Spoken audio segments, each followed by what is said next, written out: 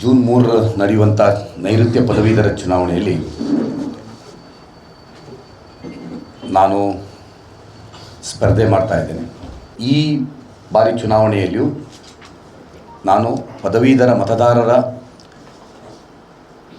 ನನ್ನ ಮಾಡಿದ ಕೆಲಸದ ಸಾಧನೆಯ ಮೇಲೆ ಮತ ನೀಡ್ತಾರೆ ಅಂತ ಹೇಳುವಂಥ ವಿಶ್ವಾಸದ ಮೇಲೆ ಸ್ಪರ್ಧೆಯನ್ನು ಮಾಡ್ತಾ ಇದ್ದೇನೆ.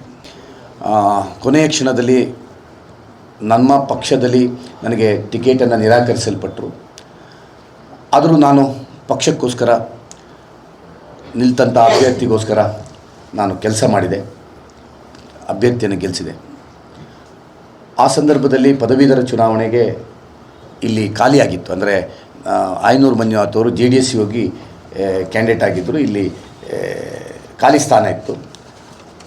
ನಾನು ನಮ್ಮ ನಾಯಕರುಗಳ ಹತ್ರ ಹೇಳಿದೆ, ನನಗೆ ಅವಕಾಶ ಇದ್ದರೆ ಅದನ್ನು ಕೊಟ್ಟರೆ ನಾನು ಮಾಡ್ತೇನೆ ಅಂತ.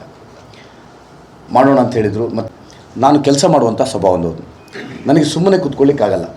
ನಾನೀಗ ರಾಜಕೀಯದಲ್ಲಿ ಸಕ್ರಿಯವಾಗಿದ್ದೇನೆ. ರಾಜಕೀಯದಲ್ಲಿ ನೀವು ಕೇಳ್ಬೋದು, ಏನು ಅಧಿಕಾರ ಇದ್ದರೆ ಮಾತ್ರ ನೀವು ಸಮಾಜ ಸೇವೆ ಮಾಡೋದಾ ಅಂತ. ಅಧಿಕಾರ ಇಲ್ಲದೆಯೂ ಮಾಡ್ಬೋದು, ಆದರೆ ಅಧಿಕಾರ ಇದ್ದಾಗ ಹೆಚ್ಚು ನ್ಯಾಯಯುತವಾಗಿ ಮಾಡಲಿಕ್ಕೆ ಸಾಧ್ಯ ಆಗ್ತದೆ. ಆ ದೃಷ್ಟಿಯಿಂದ ಕೇಳಿದೆ. ಕೊನೆ ಕ್ಷಣದವರೆಗೆ ಕೊಡ್ತೇನೆ ಅಂತ ಹೇಳಿದರು. ಲೋಕಸಭೆಯ ಇಲ್ಲಿ ನನ್ನನ್ನು ಪ್ರಭಾರಿ ಮಾಡಿ ನಾನು 42 ದಿವಸ ಇಲ್ಲಿ ಪಕ್ಷದ ಪರವಾಗಿ ಕೆಲಸ ಮಾಡಿದೆ. ಅಲ್ಲಿ ಮತ್ತೆ ಲಾಸ್ಟ್ ಮಿನಿಟಿಗೆ ನನಗೆ ಗೊತ್ತಿಲ್ಲದೆ ನಿರಾಕರಿಸಲ್ಪಟ್ಟಿತ್ತು. ಆನಂತರ 2 ದಿವಸ 3 ದಿವಸ ನಾನು ಕಾದೆ. ಯಾವುದೇ ನಾಯಕರು ನನ್ನ ಸಂಪರ್ಕಕ್ಕೂ ಬರಲಿಲ್ಲ.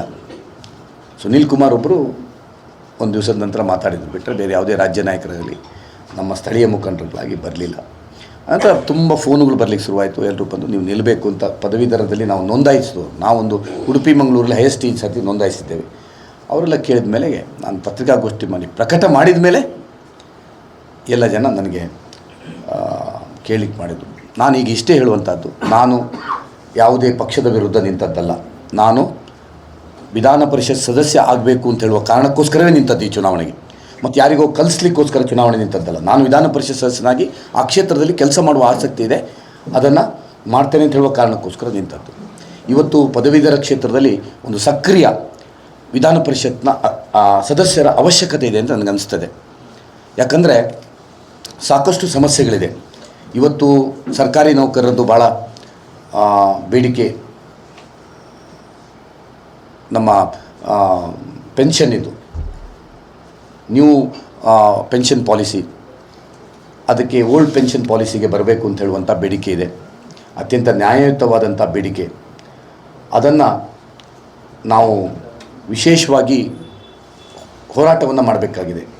ಇದಕ್ಕೆ ವಿಧಾನ ಪರಿಷತ್ನ ಒಳಗೆ ಒಂದು ಧ್ವನಿಯಾಗಿ ನಿಲ್ಲಿಸುವಂಥ ಒಂದು ಕೆಲಸವನ್ನು ನಾವು ಮಾಡಬೇಕಾಗಿದೆ.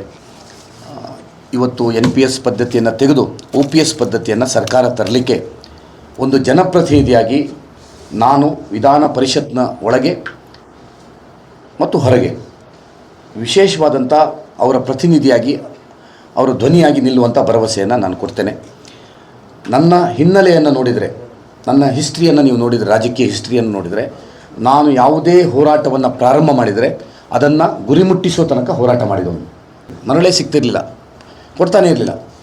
ನಾನು ಹೋರಾಟ ಮಾಡಿ 2018ರಲ್ಲಿ MLA ಆದಾಗ ಆಗದ ಅಧಿಕಾರಿಗಳು ಕೊಡಲಿಕ್ಕಾಗೋದಿಲ್ಲ ಹೇಳಿ 8 ದಿವಸ ಜಿಲ್ಲಾಧಿಕಾರಿ ಕಚೇರಿ ಅದು ರಾತ್ರಿ ಹಗಲು ಧರಣಿ ಮಾಡಿ ಕೇಂದ್ರ ಸರ್ಕಾರಕ್ಕೆ ಅವ್ರು ಕಳಿಸಿದ್ರು.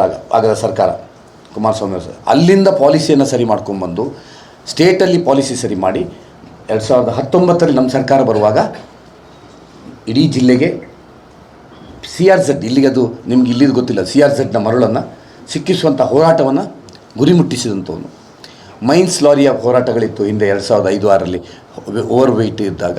ಆಗ 13 ದಿವಸ ಬೈಂದೂರಿನಲ್ಲಿ ರಾತ್ರಿ ಹಗಲು ಅಲ್ಲೇ ಟೆಂಟ್ ಹಾಕಿ ಅಲ್ಲೇ ಅಡುಗೆ ಮಾಡಿ ವೇ ಬ್ರಿಡ್ಜ್ ಆಗಿ, ಅಂದರೆ ವೇ ಮಾಡಿ ಒಳಗೆ ಬಿಡಬೇಕು ಅಂತ ಬೇಡಿಕೆ ಇತ್ತು. ಆ ವೇ ಬ್ರಿಡ್ಜ್ ಆಗುವವರೆಗೆ ಹೋರಾಟ ಮಾಡಿ, ಅಂದರೆ ಯಾವುದೇ ಹೋರಾಟವನ್ನು ಕೈಗೆತ್ತಿಕೊಂಡ್ರೆ ಅದನ್ನು ಗುರಿ ಮುಟ್ಟಿಸುವವರೆಗೆ ಮಾಡುವಂಥ ಒಂದು ಸ್ವಭಾವದವನು. ಇವತ್ತು ಈ ಹೋರಾಟಗಳಲ್ಲಿಯೂ ನಾನು ಅವರ ಧ್ವನಿಯಾಗಿ ನಿಲ್ಲಲಿಕ್ಕೆ ನಾನೊಬ್ಬ ಸೂಕ್ತ ಅಭ್ಯರ್ಥಿ ಅಂತ ಹೇಳುವ ಕಾರಣಕ್ಕೋಸ್ಕರ ನಾನು ನಿಲ್ತಾ ಇದ್ದೇನೆ.